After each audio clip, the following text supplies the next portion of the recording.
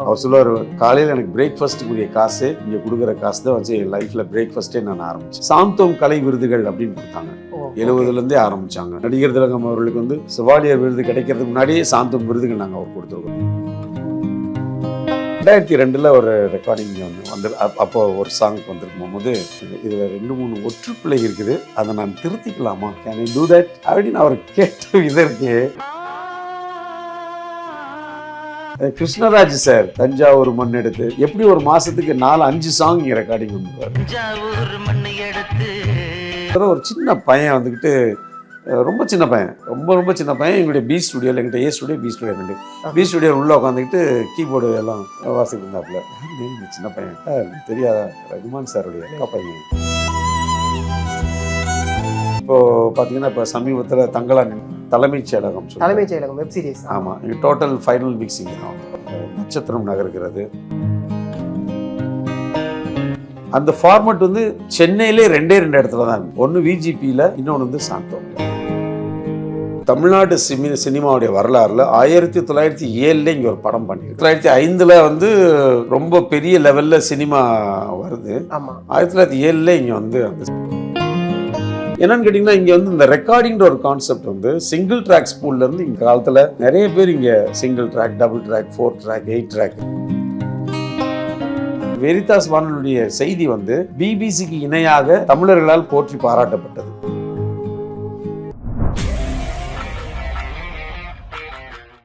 Provoke presence action cut with சதீஷ்ல இன்னைக்கு நம்ம எங்கே இருக்கோம் அப்படின்னா சாந்தோம் ஸ்டுடியோவில் தான் இருக்கோம். இந்த ஸ்டுடியோவுக்கு நிறைய வரலாறு இருக்குது. ஆனால் இந்த ஸ்டுடியோவுக்கும் சினிமாவுக்கும், நம்ம தமிழ் சினிமாவுக்கும் மிகப்பெரிய ஒரு தொடர்பு இருக்குது. அதை பற்றி இன்றைக்கி நம்ம தெரிஞ்சுக்க போகிறோம். சார் வணக்கம். சார் வணக்கம் சார். சாந்தோம் தமிழ் சினிமா, இதோடைய தொடர்பு வந்து நிறைய கேள்விப்பட்டோம். இது எப்போ ஆரம்பிச்சிச்சு இந்த தொடர்பு? ஆக்சுவலாக சாந்தோம் கம்யூனிகேஷன் சென்டர் அப்படின்றது 1976 ஆகஸ்ட் மாதம் 6ஆம் தேதி வந்து இனாகரேட் பண்ணாங்க. ஓகே. ஆனால் அதுக்கு ஒரு நெடிய வரலாறு இருக்குது. ஓகே. ஆக்சுவலாக இது வந்து ஒரு ரோமன் கேத்தலிக் அவங்களுடைய சார்ந்த ஒரு அமைப்பினுடைய மீடியா சென்டர். இது வந்து பொதுவாக ரிலீஜியஸ் அப்படின்னு சொன்னாலே வந்து அவங்க மதம் சார்ந்த விஷயங்கள் அப்படின்னு தான் வந்து எல்லாருமே இமீடியட்டாக வந்து பார்ப்பாங்க. பட் இதில் டோட்டலாக இது ஒரு டிஃப்ரெண்ட்டான ஒரு இடம். நீங்கள் இன்ட்ரோடக்ஷனில் சொன்ன மாதிரி தமிழ் சினிமாவுக்கு, தமிழ் மொழிக்கு, தமிழ் கலாச்சாரத்திற்கு, தமிழ் பண்பாடுக்கு ஏகப்பட்ட காரியங்கள் இங்கே பண்ணிக்கிட்டே இருக்கிறாங்க இன்னைக்கு வரைக்கும், தொடக்கத்துலேருந்து இன்றைக்கு வரைக்கும். அதுதான் இந்த இடத்துடைய டோட்டல் உருவாக்குனுடைய காரணமே வந்து அதுதான். பல நிலைகளில் வந்து இப்போ தொடக்க காலத்தில் பார்த்தீங்கன்னா, ஆக்சுவலாக எங்களுடைய தலைமையகம் வந்து ரோம் வத்திக்கான், அது எல்லாருக்கும் தெரிஞ்சது. அவர் போப்பாண்டவர் தான் வந்து எங்களுடையது. அப்போது அவங்களுடைய கைடன்ஸ் தான் வந்து உலகம் ஃபுல்லாக அந்த கத்தோலிக்க திருச்சபை வந்து ஃபாலோ பண்ணுவாங்க, ரோமன் கத்தலிக்ஸ். இப்போ நிறைய பிரிந்த சகோதரர்கள் இருக்கிறாங்க அங்கங்கே. ஒருத்தர் நினச்சோடனே இன்னைக்கு நைட்டு தூங்கிட்டே இருப்பார், காலையில் அவருக்கு தோணுன்னு ஒன்று ஆரம்பிச்சிருவார். இப்படி இது மாதிரி ஆயிரக்கணக்கில் உலகம் ஃபுல்லாகவே இருக்குது. அவங்களா ஒரு தியாலஜி வச்சுக்குவாங்க, அவங்களா ஒன்று பேசிக்குவாங்க. ஆனால் ஜீசஸ் வந்து எல்லாருமே வந்து அக்செப்ட் பண்ணுவாங்க. அப்போ மாதா எங்களுக்கு தேவையில்லை அப்படின்பாங்க. அப்புறம் நாங்கள் செயின்ஸ்ன்னு சொல்லுவோம், அவங்க புனிதர்கள் தமிழில் சொல்லுவாங்க. அவங்க அது மாதிரி நிறைய பிரிவுகள் இருக்குது, லட்சக்கணக்கில் ஆயிரக்கணக்கில் இருக்குது. பட் இதுதான் வந்து இந்த ரோமன் கேத்தலிக் சபை இல்லை ரெலிஜன் அப்படின்னு சொல்கிறது தான் வந்து ஜீசஸ் அடுத்தபடியாக அவர் வந்து பீட்டர், தமிழில் பேதுரு அப்படின்பாங்க, ராயப்பர்னு சொல்லுவாங்க, அவர்கிட்ட வந்து ஹேண்ட் ஓவர் பண்ணுறாரு. எனக்கு அடுத்து நீ தான் தலைவர் அப்படின்னு சொல்லிட்டு நீ வந்து பார்த்துக்கணும். அதனுடைய வாழையடி வாழையாக இன்றைக்கு வரிசையாக 2000 வருடங்களுக்கு மேலாக இந்த திருச்சபை ஒரு பாரம்பரியமான ஒரு என்ன சொல்கிறது, ஒரு அமைப்பு ரீதியான ஒரு தலைமைத்துவம். அவங்க ஒன்று சொல்லுவாங்க, அதை தான் இங்கே ஃபாலோ பண்ணும். அதற்கீழே நாட்டுக்கு ஒரு தலைமைத்துவம் இருக்கும், ஒவ்வொரு மாநிலத்திற்கும் ஒவ்வொரு ஒவ்வொரு மண்டலத்திற்கும், டிஸ்ட்ரிக்டு, ஸ்டேட்டு அப்படின்னு பல நிலைகளில் வந்து இதனுடைய ஹையரார்கி உண்டு. அப்போது இது 60s இன்னைக்கு நம்ம சினிமாவை பார்த்தீங்கன்னா 1900களில் வந்து அந்த லூமினர் பிரதர்ஸ்க்கு அடுத்து உலகம் ஃபுல்லாக குறிப்பாக அமெரிக்காவில் இந்த மாதிரி இடங்கள்லாம் வந்து இந்த சினிமாவை பற்றி நிறைய விஷயங்கள் வந்து வந்தது. தமிழ்நாடு சினிமாவுடைய வரலாறுல 1907 இங்கே ஒரு படம் பண்ணியிருக்கிறாங்க. 1907 பா தலைப்பு எனக்கு டக்குன்னு ஞாபகம் வரல. ஓகே நான் ஆக்சுவலாக என்னுடைய தீசிஸ் வந்து தமிழ் சினிமா பாப்புலர் பைட்டின்னு சொல்லுவாங்க. நம்ம தமிழ் சினிமாவில் பார்த்தீங்கன்னா நம்முடைய தமிழ் மக்கள் மத்தியிலே நிறைய விதமான பக்தி முயற்சிகள் உண்டு. ம் நம்முடைய தமிழ் சினிமாவில் ஒவ்வொரு கிராமத்துக்கும் ஒன்று இருக்கும். குலதெய்வ வழிபாடு இருக்கும், சிறுதெய்வ வழிபாடு இருக்கும், ஆமா பெருந்தெய்வ வழிபாடுகள் இருக்குது, ஆமா கேத்தலிக்ஸ், முஸ்லீம், ஒவ்வொரு தமிழ் பார்த்தீங்கன்னா நம்ம தமிழுக்கு ஏகப்பட்டது. ஸோ இந்த வழிபாடுகள்லாம் சினிமாவில் எப்படி ரிஃப்ளெக்ட் ஆகிருக்கு, எப்படி வந்து சினிமாவில் இதை பிரபலிச்சு தமிழ் சினிமா பண்ணியிருக்குன்னு சொல்லிட்டு பாரதி ராஜா சாருடைய வேதம் புதிது, அப்புறம் கிழக்கே போகும் முறை, ஆமா இதெல்லாம் நான் வந்து என்னுடைய ரிசர்ச்சில் நான் சப்மிட் பண்ணி அதான் என்னுடைய ரிசர்ச் தீசிஸ். ஓ நீங்கள் நம்புவீங்களா? இல்லை எனக்கு ரொம்ப ஷாக்கிங்காக இருக்குது. ஏன்னா நீங்கள் முதல்ல ஒரு வார்த்தை ஒன்று சொன்னீங்க, இந்த வட்டமிட்டு காட்டுறது அப்படிங்கிறது வந்து ஒரு மதம் சார்ந்து ஒருத்தவங்க இருக்காங்க அப்படின்னா அவங்க அந்த மதத்தை சார்ந்தவங்களா மட்டுமே இருப்பாங்க, அந்த மதத்திற்கு ஏற்படக்கூடிய சில விஷயங்களை மட்டுமே பண்ணுவாங்க அப்படிங்கிற ஒரு வட்டமிடுதல் வந்து இன்னைய வரைக்கும் இருக்குது. மேபி நாளை வரைக்கும் கூட அது தொடரலான்னு வச்சுக்கோங்க. ஆனால் அது எதுவுமே இல்லாமல் ஓவராலாக எல்லாரையுமே சேர்த்து வச்ச ஒரு கலை அப்படிங்கிற ஒரு பார்வையில் தான் நீங்கள் இதை பண்ணிக்கிட்டு இருக்கீங்க அப்படிங்கிறது நல்லா தெரியுது. நீங்கள் சொன்னீங்க 1907 வந்து ஒரு முதல் படம், அதாவது திண்டிவனத்தில். அப்போ ஃபஸ்ட்டு எங்களுடைய ஃப்ரெஞ்சு ஃபாதர்ஸ், ஓகே அவங்க ஃப்ரெஞ்சு மிஷனரிஸ்ன்னு சொல்லுவாங்க. Okay sir. அவங்க 16-17 நூற்றாண்டுலலாம் வந்து தமிழ்நாடு இங்கெல்லாம் நிறைய வேலை செஞ்சாங்க. அவங்க வந்து இந்த பொதுவாக இந்த எங்களுடைய மறையை பற்றி கற்றுக் கொடுப்பதற்கோ பைபிளை பற்றி சொல்லிக் கொடுக்கறதுக்கோ இந்த ஸ்லைட்ஸ்லாம் யூஸ் பண்ணி நிறைய காரியங்கள் அந்த காலத்தில் செஞ்சாங்க. அப்போது அவங்க வந்து இங்கே இருக்கிற மக்களுக்கு இதெல்லாம் உதவி செய்கிறதுக்கு இங்கே பணி செய்யக்கூடிய ஒரு சிலவங்களை பற்றி ஒரு சின்ன ஒரு ஃபில்ம் ஒன்று பண்ணி அமெரிக்காவில் சிகாகோவில் போய் திரையிட்டு அங்கே வந்து ஃபண்ட்ஸ் கலெக்ட் பண்ணாங்க. ஓகே, அதற்காக இந்த மூவி செய்யப்பட்டதாக நான் என்னுடைய ஆராய்ச்சியில் நான் வந்து ஒரு புத்தகத்தில் நான் வாசித்தேன். அது இப்போ இம்மீடியட்டாக பின் பாயிண்ட் என்னால் சொல்ல முடியல, but this is the fact. Super. 1905 வந்து ரொம்ப பெரிய லெவலில் சினிமா வருது. 1907 இங்கே வந்து அந்த சினிமா பண்ணியிருக்காங்க தமிழ்நாட்டில். 2 வருஷம் தான். ஆமாம், இந்த ஃப்ரெஞ்ச் ஃபாதர்ஸ் வந்து அவங்க பண்ணியிருக்கிறாங்க. அவங்க நிறைய அந்த விஷயத்தில் அவங்க தான் இந்த சென்டருடைய அடித்தளம் அதில். ஆமாம், அதில் வந்து எட்மண்ட் பெக்கர்னு சொல்லிட்டு ஒரு ஃப்ரெஞ்ச் ஃபாதர் தான் வந்து ரொம்ப அதிகமாக அப்போ வந்து திண்டிவனத்தில் வச்சு ஒளி நிலையம் சென்டர் ஃபார் லைட் அப்படின்னு சொல்லிட்டு அவங்க ஆரம்பித்தாங்க. 65 பார்த்தீங்கன்னா நிறைய புரட்சிகரமான காரியங்கள். அதில் தான் வந்து ரொம்ப முக்கியமான ஒரு விஷயம் என்னன்னு கேட்டிங்கன்னா, இந்த ஊடகத்துறையை வந்து நம்ம சரியாக பயன்படுத்தணும். உண்மையை சொல்வதற்கு, குரல் இல்லாதவர்களுக்கு குரல் கொடுப்பதற்கு, மதத்தை போதிப்பதற்கு, எல்லாத்துக்குமே வந்து இந்த ஊடகம். ஏன்னா தொடக்க காலத்தில் வந்து எங்களுடைய திருச்சபையில் ஊடகத்தை பற்றி ஒரு தவறான ஒரு கருத்து இருந்தது. என்ன மாதிரியான கருத்துக்கள்? என்னன்னு கேட்டிங்கன்னா, 1700 வந்து உங்களுக்கு பிரிண்டிங் வந்துருச்சு. அதுக்கப்புறம் 1900 towards the end of 20th century வந்து உங்களுக்கு மூவி வந்துருச்சு. அப்புறம் வந்து உங்களுக்கு டெலிவிஷன் வந்துருச்சு.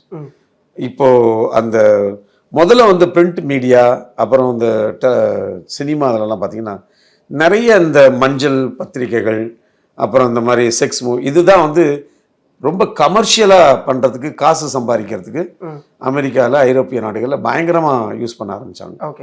அப்போது எங்களுடைய தலைமைத்துவம் வந்து என்ன நினச்சிச்சுன்னா, இது மக்களுக்கு நல்லதை சொல்கிறதுக்கு பதிலாக தீயதை தானே சொல்லிக் கொடுக்குது அதிகமாக, மக்கள் அதுக்கு தானே போகிறாங்கன்னு சொல்லிட்டு இது தவறு, இதுக்கு போகக்கூடாதுன்னு சொல்லிட்டாங்க. இது வந்து தீயமாக, இது வந்து இட் இஸ் ஆல் சினிமானாலே வந்து பாவம், புத்தகங்கள்னாலே வந்து தீங்கு அப்படின்ற மாதிரிலாம் வந்து ஒரு அண்டர்ஸ்டாண்டிங் இருந்தது. ஆனால் போக போக இந்த அண்டர்ஸ்டாண்டிங்லாம் டோட்டலாகவே மாற ஆரம்பிச்சு. எந்த அளவுக்குன்னா வந்து ரேடியோ கண்டுபிடிச்சது வந்து ஒரு மார்க்கோனி. அந்த மார்க்கோனி தான் எங்களுடைய தலைமையகத்தினுடைய வத்திக்கான் வானொலின்னு இருக்குது. இன்றைக்கி பிசிசி பிரிட்டிஷ் ப்ராட்காஸ்டிங் கம்பெனி இருக்குது, CNN இருக்குது. இதற்கு இணையான ஒரு வானொலி தான் வந்து வத்திக்கான் வானொலி. 48 மொழிகளில் தினமும் ஒளிபரப்பு செய்கிறாங்க. ஆமாம் ஆமாம், அதாவது இவங்க போப்புடைய செய்திகளை தினமும் ஒளிபரப்பு 48 மொழிகளில் நடக்குது. புரியுது. இந்த 48 உலக மொழிகளில் நம்ம தமிழ் மொழியிலும் நடக்குது. டெய்லி போப்பானருடைய செய்திகள் தமிழில் ஒளிபரப்பப்படுது. நிகழ்ச்சிகள், இன்டர்வியூஸ், பல விஷயங்கள் வந்து வத்திக்கான் வானொலியில் ஒளிபரப்பப்படுது. ஏறக்குறைய ஒரு 30-40 வருஷமாகவே போயிட்டுருக்குது. Super sir. அங்கே நம்மளுடைய செக்ஷனில் வந்து அங்கே 4 பேர் அங்கே ஒர்க் பண்ணுறாங்க. Nice nice. அப்புறம் அதே மாதிரி வந்து ஆசியாவுக்கு என்று ஒரு வானொலி ஆரம்பிக்கணும்னு பிளான் பண்ணாங்க. அப்போ பிளான் பண்ணும்போது 70களில் பிளான் பண்ணாங்க. அப்போ இந்தியாவில் அப்போல்லாம் வந்து மதம் சார்ந்த வானொலிலாம் ஆரம்பிக்க முடியாது. அதனால் ஃபிலிப்பைன்ஸில் ஆரம்பித்தாங்க. இன்றைக்கி ஆசிய மொழிகளில் 17 மொழிகளில் சைனீஸ், வியட்நாமீஸ், பெங்காலி, இது மாதிரி நிறைய மொழிகளில் ஒளிபரப்பு செய்கிறாங்க. அதில் தமிழ் மொழியும் ஒன்று. அதனால் இந்த 2 வானொலியும் முக்கியமான வானொலி. ஒன்று அங்கே வத்திக்கான் வானொலி, இன்னொன்று வந்து நம்ம பிலிப்பைன்ஸில் நடக்கக்கூடிய வெரிதாஸ் வானொலி. அதனுடைய விருது வாக்கே வந்து உண்மை ஓங்குக. இதுதான். சூப்பர். ஏன்னா நீங்கள் சொன்ன ஒரு விஷயமே இருக்குது. ஊடகம்ங்கிறது இன்னுமே சில பேருடைய மனதில் இருக்கக்கூடியதுன்னா தவறான செய்திகளை பயன்படுத்துறதுக்காக ஊடகத்தை பயன்படுத்திட்டு இருக்காங்க. ஏன்னா பெரிய பெரிய புரட்சியாளர் சொன்ன வார்த்தைகள் என்னென்னா, ஊடகம் என்பது மிகப்பெரிய ஒரு ஆயுதம், அதை சரியாக பயன்படுத்த வேண்டும் அப்படிங்கிறத மிகப்பெரிய புரட்சியாளர்கள் எல்லாருமே சொன்ன ஒரு விஷயம். நீங்கள் சொன்ன அந்த வார்த்தையுமே இருக்குது. வார்த்தை, அதாவது பேச தெரியாதவனுக்கு ஒரு மொழியாக இருக்க வேண்டியது ஊடகம் அப்படிங்கிறது வந்து உண்மையான ஒரு விஷயம். குரல் இல்லாதவர்களுக்கு குரலாக. கண்டிப்பாக இங்கே வந்த, அதாவது நமக்கு தமிழ் சினிமாவில் தெரிஞ்ச பிரபலங்கள் இங்கேருந்து நிறைய பேர் உருவாகியிருக்காங்க, இங்கே நிறைய பேர் வந்திருக்காங்கங்கிற ஒரு விஷயமே இருக்குது. ஸோ அப்படி ஆரம்பத்தில் முதல் கட்டமாக இங்கே வந்த ஒரு பிரபலம், இங்கே இருந்து அவங்களுடைய வேலையை செஞ்ச ஒரு பிரபலம் அப்படின்னா அது சொன்னீங்கன்னா தேனிசை தென்றல் தேவா. ஓகே. 70கள் 80களெல்லாம் வந்து பார்த்திங்கன்னா இங்கே வந்து அப்போ ஃபாதர் கிருபாகரன் டைரக்டராக இருந்தாங்க. அதுக்கடுத்து ஜோலூர் சாமி தன்னுடைய லைஃப்பை வந்து இங்கே தான் ஆரம்பித்தார். காலையில் இங்கே வந்துடுவார், சாங்ஸ் கொடுத்துருவாங்க, கம்போஸ் பண்ணுவார், கம்போஸ் பண்ணி கொடுத்துட்டு போவார். கம்போசிங்க்கு அவருக்கு கொடுத்தாங்க. அவர் சொல்லுவார், காலையில் எனக்கு பிரேக்ஃபாஸ்ட்டுக்குரிய காசு இங்கே கொடுக்குற காசு தான் வச்சு என் லைஃப்பில் பிரேக்ஃபாஸ்ட்டே நான் ஆரம்பித்தேன் ஆரம்ப காலத்தில். அப்புறம் நிறைய இங்கேருந்து வேலை செஞ்சுருக்கிறாங்க. நிறைய பேரோட ஃபோட்டோஸ் பார்த்தேன். சிவாஜி கணேசன் ஐயா பார்த்தேன் நான். இன்னும் பல பேருடைய பார்த்தேன் நான். அதாவது சாந்தோம் கம்யூனிகேஷன் என்ன செஞ்சதுன்னா, தொடக்க காலத்தில் சாந்தோம் கலை விருதுகள் அப்படின்னு கொடுத்தாங்க. 70லேருந்தே ஆரம்பித்தாங்க. தொடக்க காலத்துலேருந்து நெருக்கி 2000 வரைக்குமே அது பண்ணாங்க. எங்களுடைய சொந்த ஃபண்ட்ஸில் எந்த ஸ்பான்சர்ஷிப்பும் இல்லாமல், யார்ட்டையும் 10 பைசா வாங்காமல் நாங்களே செலவு பண்ணி நடத்தணும் சாந்தோம் விருதுகள். இந்த சாந்தோம் விருதுகள் நீங்கள் பார்த்தீங்கன்னா, நடிகர் திலகம் அவர்களுக்கு வந்து செவாலியர் விருது கிடைக்கிறதுக்கு முன்னாடியே சாந்தோம் விருதுகள் நாங்கள் அவர் கொடுத்துருக்குறோம். ஒரு நகைச்சுவை பேரரசு இவர் நாகேஷ் அவர்களுக்கு விருது கொடுத்துருக்கோம். பாலு மகேந்திராவுக்கு விருது கொடுத்துருக்குறோம். இவர் சாருஹாசனுக்கு, சுகாசினி, இது மாதிரி நிறைய நடிகர்களுக்கு, நடிகைகளுக்கு, எழுத்தாளர்களுக்கு. இவர் நம்ம திருமுருகன் 1996 நினைக்கிறேன். நான் அப்போது நான் மதுரையில் எங்களுடைய பிஷப் செக்ரட்டரியாக இருந்த ஃபங்க்ஷனுங்க எப்போவுமே மியூசிக் அகாடமியில் தான் அது நடக்கும். அவர் வந்து ஜல்லிக்கட்டை பற்றி ஒரு குறும்படம் பண்ணியிருந்தார். அப்போது அதற்கு வந்து பெஸ்ட்டு அவார்டு ஃபார் டாக்குமெண்ட்ரின்னு சொல்லிட்டு அதுக்கு அவருக்கு கொடுத்தாங்க. தேவா சார் வந்து அவருடைய வாழ்க்கையை ஆரம்பித்ததே இங்கே தான். 2001 தான் இந்த சென்டர் ஆரம்பித்து 25 வருஷம் கொண்டாடணும். அப்போ தேவா சார் ரொம்ப பீக்கில் இருந்த நேரம். பிரசாத் ஸ்டுடியோவில் வந்து ரஜினி சாருடைய படம் வந்து அவர் இசையமைப்பில் ரொம்ப பிஸியாக இருக்கிறார். அப்போ நான், எங்கள் டைரக்டர் நாங்கள் எல்லாருமே வந்து அப்போ இந்த வருஷம் சென்டர் ஆரம்பித்து 25 வருஷம்னு சொல்லிட்டு ஒரு ஆல்பம் இந்த சென்டருக்காக ஒன்று பண்ணோம். பூங்காற்றுன்னு ஒன்று பண்ணோம், ஒரு 10 சாங். அப்போ நாங்கள் அவரை கம்போஸ் பண்ணுறதுக்கு அவரை போய் கேட்கலான்னு நாங்கள் போயிருந்தோம். அப்போ கீழே எல்லாம் சொன்னாங்க, சார் பிஸியாக இருக்கிறாங்க, கொஞ்சம் சிரமம் அப்படின்னு சொன்னாங்க. நாங்கள் ஒன்றும் பிரச்சனை இல்லைங்க, நாங்கள் அவர் தொந்தரவு பண்ண விரும்பல. அவர் இடையில பிரேக் வரையில் சாந்தோம் கம்யூனிகேஷன்லேருந்து ஃபாதர்ஸ் வந்திருக்கிறாங்கன்னு மட்டும் நீங்கள் சொல்லுங்கள், என்ன சொல்லலான்னு பார்த்துக்கலாம். நாங்கள் ஒரு அரை மணி நேரம் அங்கே இருந்திருப்போம். பிரேக்கில் வந்து சொல்லியிருக்காங்க சாந்தோம் கம்யூனிகேஷன். அடிச்சு பிடிச்சி கீழே இறங்கி வந்துட்டார். உடனே விட்டுட்டு எல்லாத்தையும் கீழே வந்துட்டு அவங்களுக்கு எல்லாருக்குமே ஆச்சரியம், எப்படி இந்த மனுஷன் இவ்வளோ அங்கே பிஸியாக இருக்கிறாரு, அவ்வளோ மியூசிஷியன்ஸ் எல்லாம் இருக்கிறாங்க, எல்லாத்தையும் விட்டுட்டு கீழே வந்து வாங்க பாரு, எதுக்கு பாருங்க, என்கிட்ட சொல்லியிருந்தா நான் வந்திருப்பேனே, ஏன் பாரு, நான் அப்போ இருக்கிறேன், அவர் கூட தான் அங்கே நான் போயிருந்தேன், என்ன ஃபார் செய்யணும், என்ன செய்யணும்னு சொல்லி சொல்லுங்கள். அதெல்லாம் இருக்கட்டும் ஃபாதர், அது எவ்வளோ பிஸியாக இருந்துருப்போம், நீங்கள் என்ன செய்யணும்னு சொல்லி சொல்லுங்கள், செஞ்சு கொடுக்குறேன்னு சொல்லிட்டு உடனே அந்த 10 சாங்ஸுக்கு வந்து அவர் கம்போஸ் பண்ணி ஆர்கனைஸ். அப்போ வந்து அவருடைய சன் கார்த்திக் இல்லைங்களா, ஸ்ரீகாந்த், அவர் தான் எல்லாம் சீக்வன்சிங்லாம் இங்கே உட்காந்து எல்லாமே இங்கே வந்து டோட்டலாக பண்ணாங்க, கம்போஸ் பண்ணி கொடுத்தாரு. அவர் ஃபுல்லாக சீக்வன்சிங் பண்ணி அந்த ஆல்பம் 2001ல் இங்கேருந்து வெளியிட்டோம். Super super super. இன்னும் பல பேர் வந்து அதாவது நெல்சன் அவருடைய ஆரம்பமுமே இங்கேருந்து கரெக்ட். ஆரம்பிச்சு. ஆக்சுவலாக எப்படின்னு கேட்டிங்கன்னா நாங்கள் ரேடியோ ட்ராமான்னு சொல்லி சொன்னேன். அப்போது வெரிதாஸ் வானொலிக்கும் இது நம்ம வத்திக்கான் வானொலிக்கும் ஒரு நாளைக்கு ஒரு வாரத்துக்கு 4 ரேடியோ ட்ராமா அனுப்புவோம் இங்கேருந்து. ஓகே. இங்கே இன்டர்வியூஸு, ட்ராமாஸ் இந்த மாதிரி விஷயங்கள்லாம் இங்கேருந்து தான் ரெக்கார்ட் பண்ணி அனுப்புவோம். இன்டர்வியூலாம் இங்கே வந்து நிறைய பெரிய எழுத்தாளர்கள், வலம்புரி ஜான்லாம் இங்கே அசால்ட்டாக இங்கே வந்துட்டு போவாங்க. குன்றக்குடி அடிகளார், இந்த மாதிரி பெரிய பெரிய ஆள்கள்லாம், அதே மாதிரி எழுத்தாளர் சுஜாதா, இவங்களாம் நிறைய பேர் இங்கே வந்து நிறைய, அதாவது தமிழ் சம்பந்தமாக சங்கே முழங்கு, அப்புறம் எங்கே போகிறோம், இலக்கிய விருது இப்படி சொல்லிட்டு நிறைய தமிழ் சம்பந்த நிறைய ப்ரோக்ராம்ஸ் வந்து இங்கேருந்து நாங்கள் இன்டர்வியூஸ் அனுப்புவோம். அதுக்கு இந்த மாதிரி பெரிய பெரிய ஜாம்பவான்களை தான் அழைப்போம். அவங்க எல்லாருமே சந்தோஷமாக வருவாங்க. என்னன்னு கேட்டிங்கன்னா இங்கே வந்து இந்த ரெக்கார்டிங்கிற ஒரு கான்செப்ட் வந்து சிங்கிள் ட்ராக் ஸ்பூல்லேருந்து இங்கே ரெக்கார்டிங். அந்த காலத்தில் நிறைய பேர் இங்கே single track, double track, 4 track, 8 track, DAT இந்த காலத்துலேருந்து இங்கே ஆடியோ ரெக்கார்டிங் இங்கே நடக்குது. அதே மாதிரி வீடியோவில் பார்த்தீங்கன்னா low band, high band, beta, அந்த காலத்துலேருந்து இங்கே வந்து வீடியோ ஷூட்டிங் அண்ட் எடிட்டிங் நடந்துட்டு இருக்குது இந்த சென்டரில். அதனால இதுக்கு இதில் பழைய காலத்தில் அப்போ இந்த ட்ராமாஸ்லாம் நிறைய நடந்ததுனால சினிமாவில் வந்து முன்னணி வாய்ஸ் கொடுக்கக்கூடிய நடிகைகள் வாய்ஸ் கொடுக்குறவங்க, சுரேந்தர்லாம் இங்கே நீங்கள் கேள்வி வாய்மணக்க நிஜாம் பாக்கு அப்படின்னு ஒருத்தர் வாய்ஸ் ரொம்ப கணீர்னு, சுரேந்தர்லாம் சும்மா நினைச்சா இங்கே வந்துட்டு போயிட்டு இருப்பார்.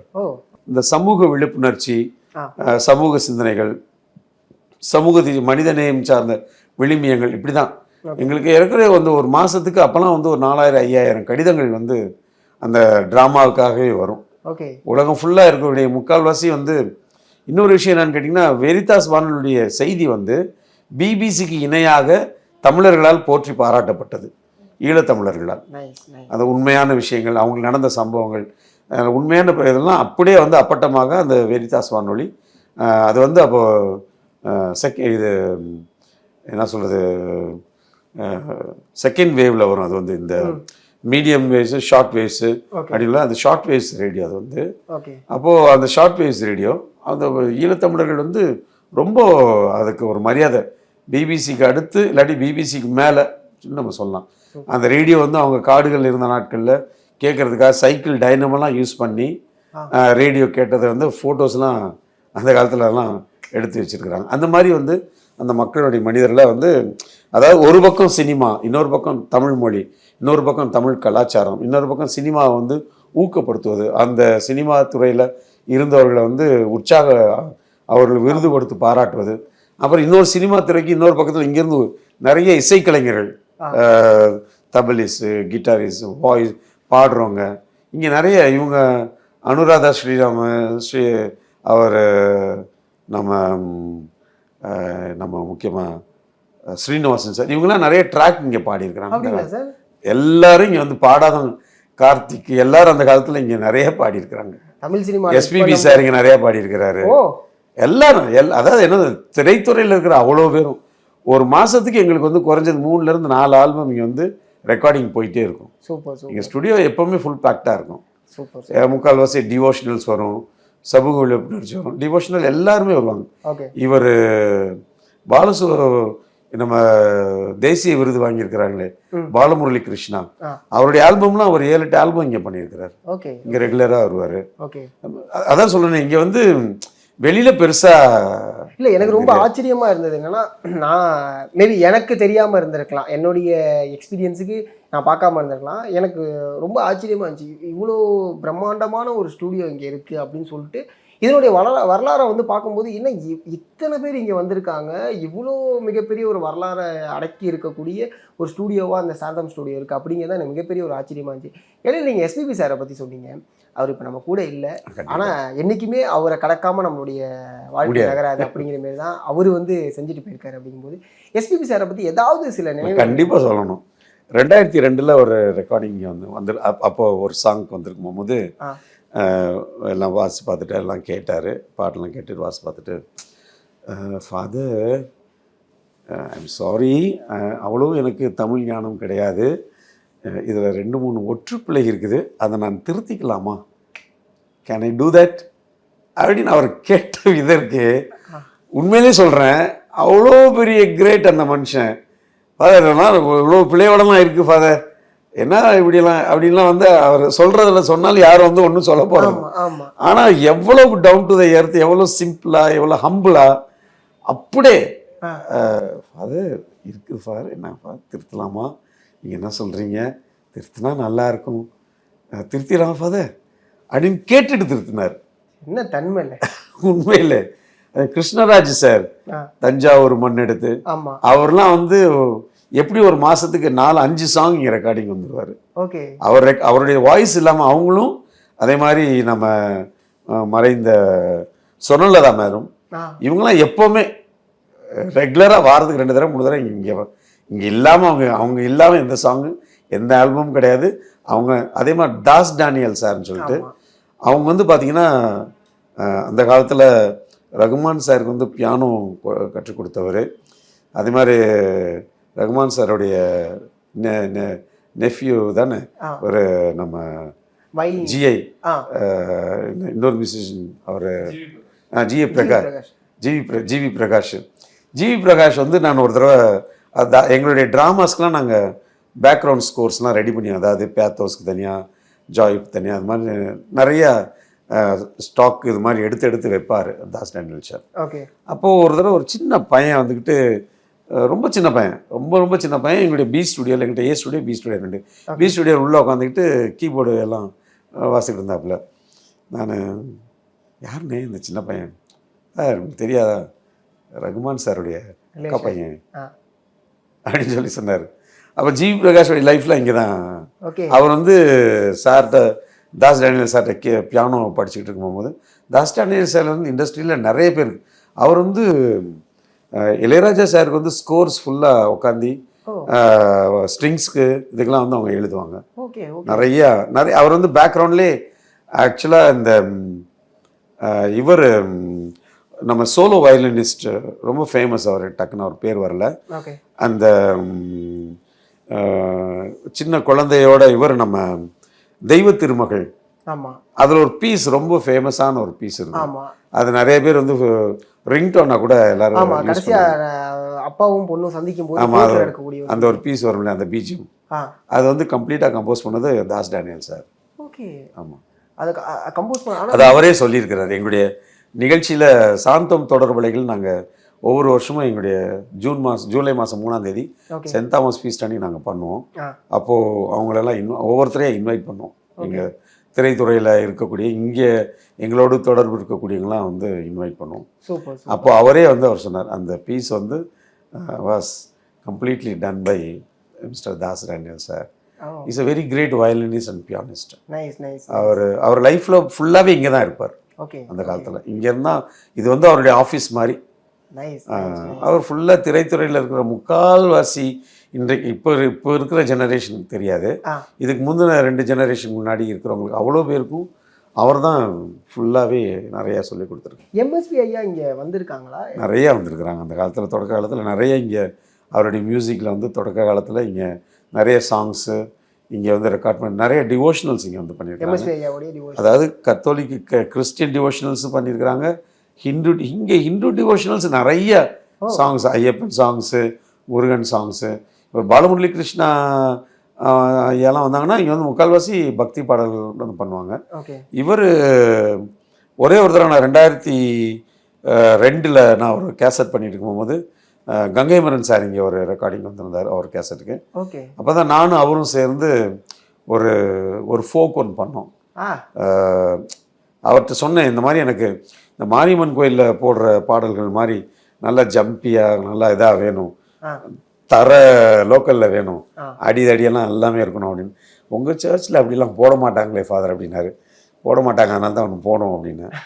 அதனால தான் சாமி பொதுவான சாமி, ஏசு சாமி பொதுவான சாமி அப்படின்னு சொல்லிட்டு நான் அவருக்கு சொல்ல, அவர் வந்து லிரிக்கில் வந்து ஃபோக்கியா அவர் சொல்லி அவர் கம்போஸ் பண்ண பாட்டு ரொம்ப செம ஹிட் அந்த பாட்டு.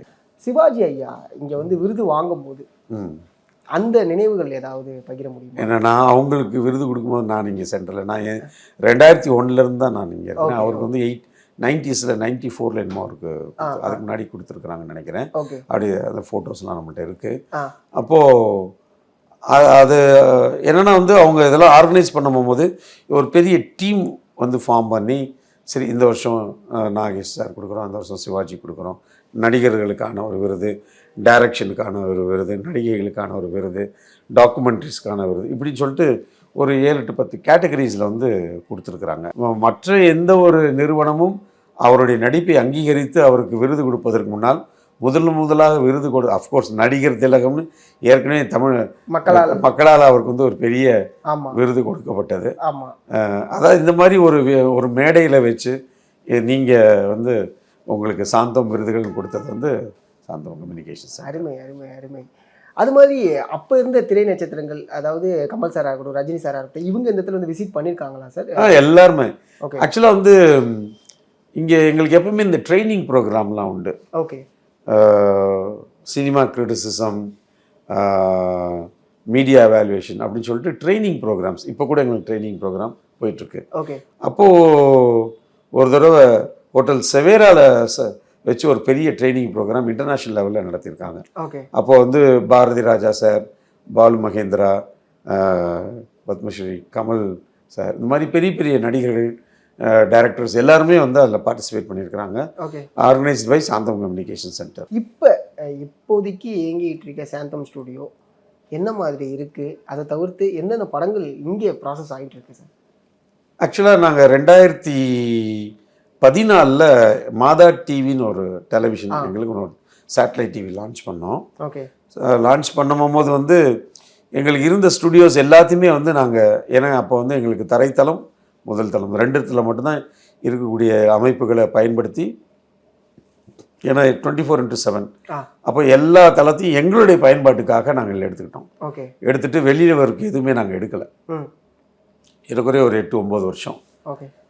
இப்போ தான் வந்து நாங்கள் ஒரு 2-3 வருஷத்துக்கு முன்னாடி என்ன செஞ்சிட்டோம், மற்ற இந்த ஒர்க்குகள்லாம் 3வது தளத்துக்கு 4வது தளத்துக்கு நாங்கள் கொண்டு போயிட்டு அங்கே எங்களுடைய ஒர்க்கெல்லாம் பண்ணி கீழே இருக்கிற தரைத்தளத்தை மீண்டுமாக மற்ற நம்ம எல்லாம் எப்போவுமே நமக்கும் சினிமாவுக்கும் நமக்கும் தமிழ் துறைக்கும் நமக்கும் தமிழ் இந்த மாதிரி பண்பாட்டு துறைக்கும் அந்த இருக்கிற உறவு வந்து, ஏன்னா அதுதான் நம்மளுடைய உயிர் நாடி, அதுதான், அதற்காக அதை நம்ம மறந்துடக்கூடாது.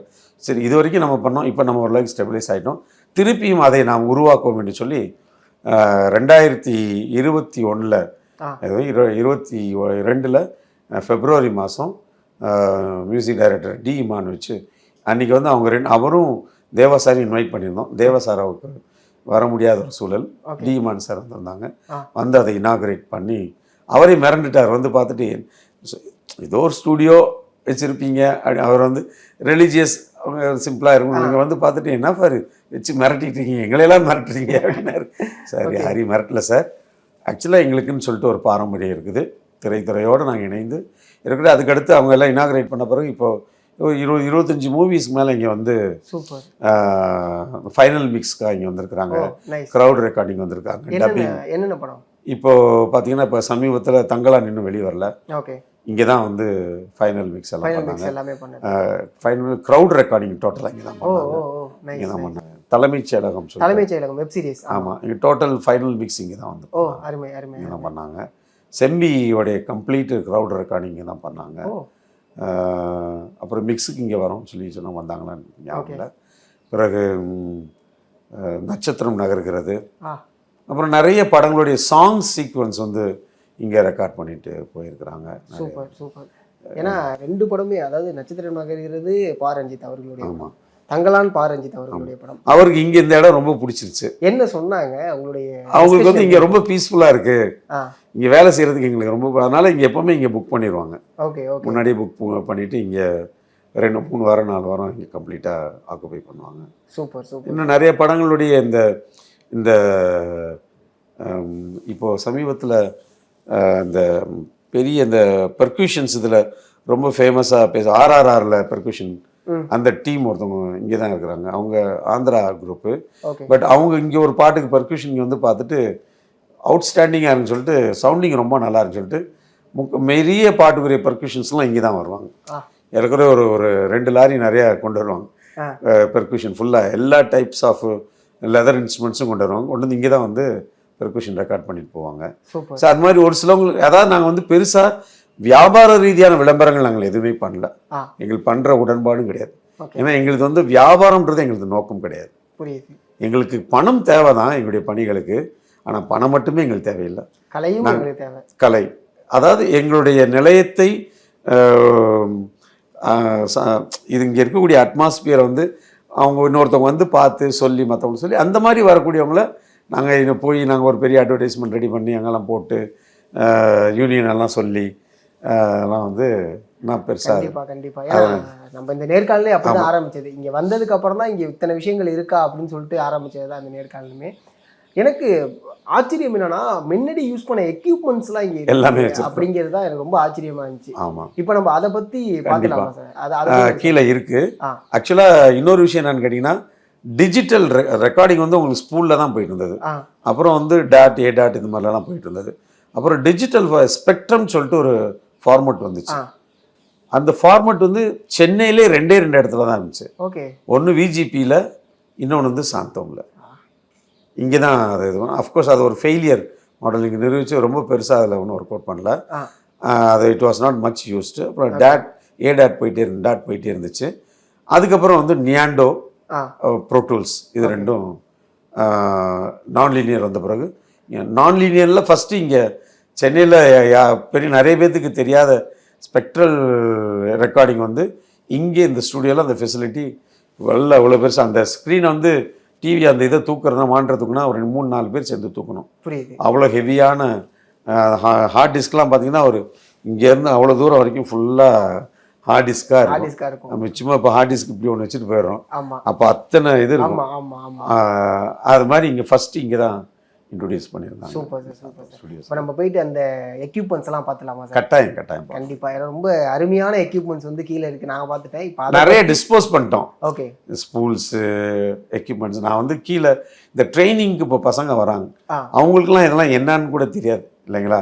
அப்போ அவங்களுக்கு வந்து இப்படியெல்லாம் ரெக்கார்ட் பண்ணியிருக்கிறாங்க அந்த காலத்தில் அப்படின்ற விஷயத்த அவங்களுக்கு சொல்லிக் கொடுக்கணுன்றதுக்காண்டி தான் ஒரு சில எக்யூப்மெண்ட்ஸ் நாங்கள் வந்து இந்த high band, low band, beta recording, அதே மாதிரி single track, double track, 4 track, 8 track, spool recording, DAT machines இதெல்லாமே வந்து நாங்கள் கீழே எங்களுடைய ட்ரைனிங் ஹாலில் அதெல்லாம் வச்சுருக்குறோம். Super sir. அதை போய் சந்திச்சிடலாம் சார். கட்டாயம்.